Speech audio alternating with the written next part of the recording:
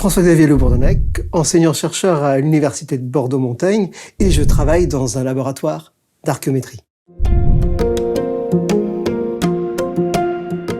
L'archéométrie nous permet d'interroger les sociétés du passé à travers l'étude des matériaux. On peut questionner une origine, d'où provient la matière. On peut également, grâce aux méthodes de datation, questionner les chronologies. Ce qui est important, peu importe l'outil, ce qui motive l'archéométrie et les archéomètres, c'est tout ce qu'on va pouvoir extraire comme information de cette matière. En Méditerranée occidentale, nous avons essentiellement travaillé au niveau du néolithique, c'est-à-dire cette période où les sociétés se sédentarisent. En Méditerranée occidentale, on est entre 5005 et 2500 avant notre ère. Je m'intéresse plus particulièrement à l'origine des matériaux lithiques, c'est-à-dire ces objets taillés dans des roches qui ont été utilisés pour façonner des pointes de flèches, des racloirs.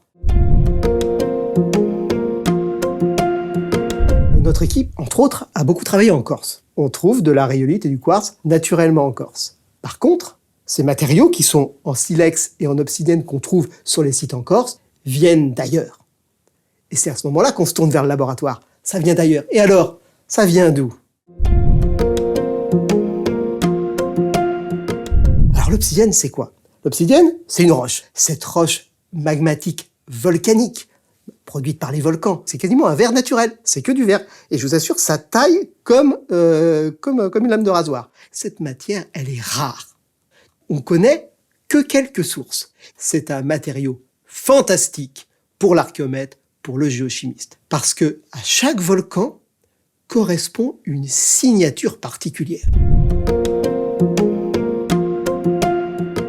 En Corse néolithique, nos études ont montré qu'on trouvait essentiellement de l'obsidienne qui venait de Sardaigne.